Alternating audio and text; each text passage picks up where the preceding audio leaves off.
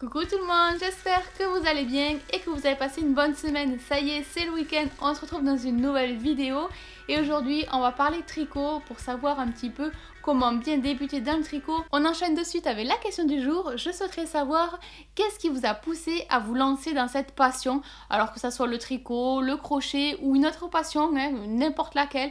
Je souhaiterais savoir qu'est-ce qui vous a poussé, qu'est-ce qui vous a donné envie de vous lancer dans votre passion. Alors, en ce qui me concerne, j'ai commencé à peu près vers l'âge de 8 ans. C'est ma grand-mère qui m'a initié un petit peu à la base. Pour ma part, ça a commencé à 8 ans, mais j'ai pas accroché du tout, parce qu'en fait, ma grand-mère m'avait initié à la base du tricot. Et là où je devais tricoter droit, je tricotais un peu comme ça. Ça ressemblait à rien. Et puis, j'avais pas du tout accroché au tricot. Mais en fait, là où j'ai vraiment accroché, c'est maintenant, il doit y avoir 9 ans de ça, quand j'ai commencé à être maman. J'ai commencé tout simplement à tricoter des petits accessoires, donc des petits bonnets, des petites chaussons, des petites écharpes. Et après, j'ai commencé avec des accessoires adultes. Et petit à petit, je créais moi-même mes modèles. Maintenant, d'ailleurs, je crée mes modèles comme ça, que je vous partage en vidéo. Je suis très contente d'ailleurs que à chacune de mes vidéos, pouvoir vous retrouver, vous faire partager une nouveauté, ou faire partager un petit peu mon expérience et tout. D'ailleurs, j'en profite, merci pour tout votre soutien, vos retours et tout, ça me fait toujours chaud au cœur de lire vos messages. Donc un gros coucou à vous tous et toutes et merci encore. Bon, on va se lancer directement dans la vidéo. C'est vrai que j'avais fait une vidéo pour bien débuter au crochet, mais je n'avais pas fait de vidéo bien débuter dans le tricot et pourtant j'y suis dans le tricot. Donc on va voir ensemble un petit peu toutes les petites étapes et les accessoires nécessaires pour bien commencer dans le tricot. Quand on commence le tricot, on se choisit ses pelotes. Alors en fonction de la couleur, la composition et tout, on se choisit le nombre de pelotes en fonction du modèle suggéré. Dans tous les modèles, on suggérera le nombre de pelotes adéquates. Là par exemple, j'ai pris Bergère de France, la Galaxy 100. Elle est suggérée être tricotée en aiguille numéro 8, donc il faut prendre des aiguilles numéro 8. Alors soit vous prenez des aiguilles droites, que ça soit en métal, en plastique, en PVC, en bambou, enfin tout ce que vous voulez. Vous prenez une paire d'aiguilles, soit droite ou soit en aiguille circulaire ou en aiguille interchangeable. C'est pas parce qu'elles sont comme ça les aiguilles que vous devez automatiquement tricoter en rond. Vous pouvez très bien tricoter en aller-retour avec des aiguilles comme ça. D'ailleurs moi c'est ce que je préfère parce qu'en fin de compte on le range super facilement et en plus de ça il n'y a pas les grosses aiguilles qui nous embêtent et qui tapent à côté d'un côté ou de l'autre quand on tricote et qui pourraient nous gêner. Si vous voulez vraiment vous lancer dans le tricot, je vous conseillerais de ne pas acheter qu'une seule paire d'aiguilles mais d'acheter carrément un kit. C'est-à-dire que là, en fait, dans le kit, vous allez avoir plusieurs lots d'aiguilles, plusieurs numéros, et puis ça va varier. Là, par exemple, j'ai du 3 mm, du 3,5 mm au 8 mm. Donc, j'ai un panel d'aiguilles différentes qui va pouvoir me permettre de m'adapter en fonction de mes pelotes et de ne pas racheter à chaque fois. Là, elles sont comme ça parce qu'elles sont en aiguille interchangeable, donc je peux rajouter le cordon comme je veux. Là, le cordon est déjà fixé, ou alors vous pouvez acheter très bien un kit d'aiguilles droites avec plusieurs numéros d'aiguilles tout simplement. Ça, c'est vraiment comme vous voulez. Mais ça dépend si vous vous lancez juste pour un projet. Dans ces cas-là, vous choisissez les aiguilles en fonction de la pelote, ou alors vous optez pour un kit d'aiguilles, que ce soit des aiguilles droites ou que ce soit des aiguilles interchangeables. Le petit accessoire indispensable que moi-même au début je n'avais pas et que j'ai très vite regretté de ne pas avoir connu avant, c'est une aiguille de laine. Alors l'aiguille de laine c'est une aiguille normale avec un embout un peu plus gros. Je crois qu'il y en a qui sont carrément toutes en plastique. Là la mienne elle est en PVC ou en métal, je sais pas, attendez. En métal. Et c'est vrai que quand on veut rentrer les fils, quand on veut faire une couture, c'est toujours plus agréable d'avoir cette aiguille que de galérer avec les doigts ou galérer avec une autre aiguille. Là franchement c'est des petites aiguilles qui sont adaptées, qui sont faites pour. Une fois tout acheté, il n'y a plus qu'à suivre le modèle et à tricoter. Alors par contre, il y a plusieurs étapes à savoir, notamment monter les mailles.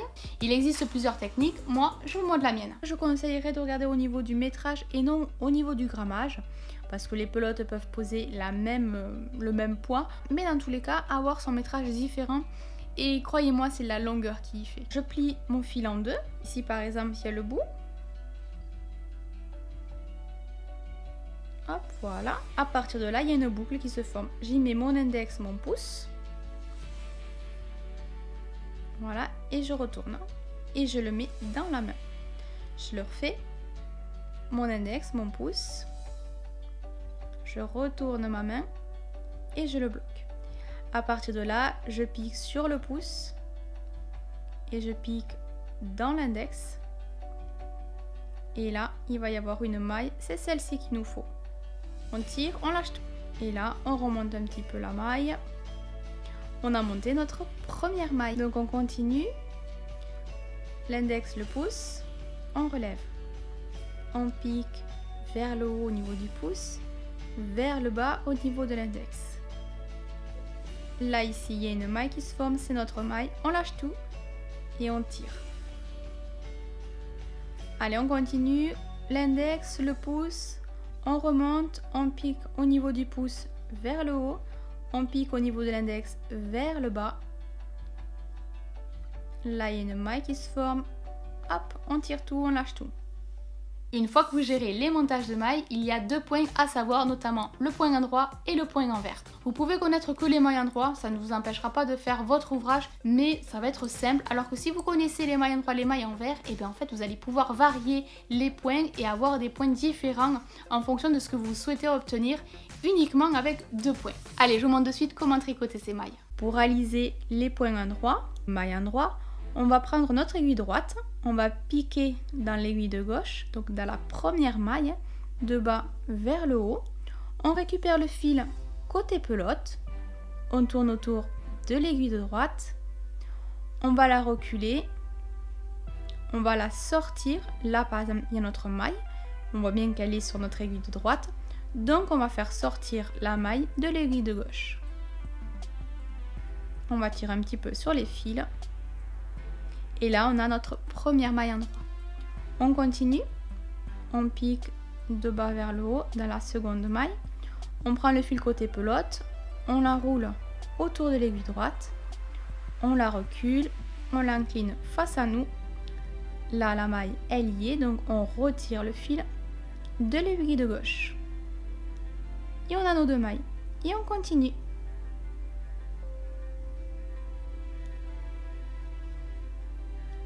Pour le point envers, par contre, ça va être différent. On va prendre notre aiguille droite, on va la piquer sur la première maille de haut vers le bas. On va prendre le fil côté pelote, on va tourner autour de notre aiguille droite. On va la reculer. Là, comme tout à l'heure, il va y avoir une boucle sur l'aiguille de droite. On lâche celle de gauche. On pique de haut vers le bas. On prend le fil côté pelote. On le tourne autour de l'aiguille de droite. On recule l'aiguille droite, une maille se forme, on va donc la sortir de l'aiguille de gauche pour garder celle de droite. Allez, on continue.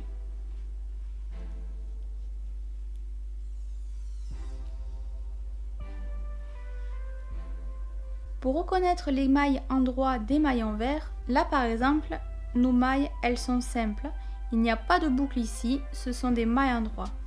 Si on regarde l'autre côté où c'est que des mailles envers, on voit bien les petites boucles, là, là, etc. tout le long. Donc on voit bien que ce sont des mailles envers. Quand votre ouvrage est terminé, il ne faudra plus qu'à rabattre les mailles pour que votre ouvrage ne se carapate pas, pour pas que le fil se défile.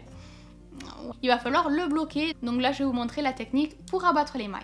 Donc on va faire comme si on les tricotait à l'endroit. On prend notre aiguille de droite, on pique dans la maille à gauche, de bas vers le haut.